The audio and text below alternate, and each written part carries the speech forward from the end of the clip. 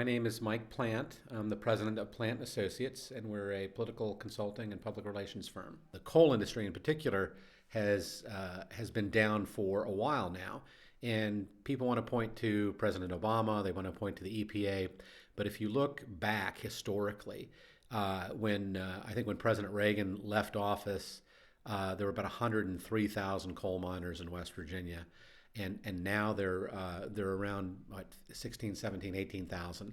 Of those, when President Obama first came in office, there were about 7,000 more, 6 or 7,000 more roughly. So while the coal industry has gone down, the number of employment has gone down under President Obama. It's certainly gone down tremendously prior to President Obama.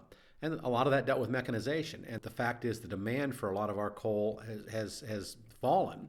And with the price of natural gas coming down, more and more power plants and more users have gone to natural gas.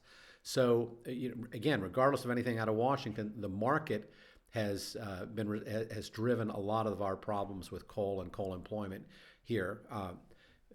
So I think the industry is still going to spend heavily in the political campaigns in order to try to get whatever edge they can on the margins. I mean, you're going to have people that are very, very wealthy who can afford to self-fund. You can never entirely level the playing field, and I would argue probably you shouldn't. I mean, the First Amendment still is the First Amendment, and people have a right, if they're very wealthy and very successful, they have a right to spend their money on in the political process on electing themselves if they run for office.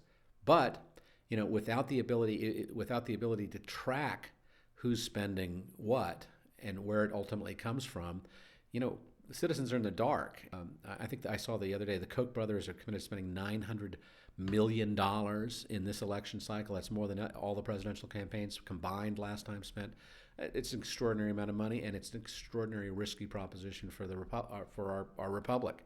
Money that money on that scale, especially when you can't directly attribute it back to who's doing what, creates a specter of a government that is for sale. Money has the capability to corrupt, and it has the capability to destroy in the political process. The one absolute check, or the best check on that we have, I think, is transparency.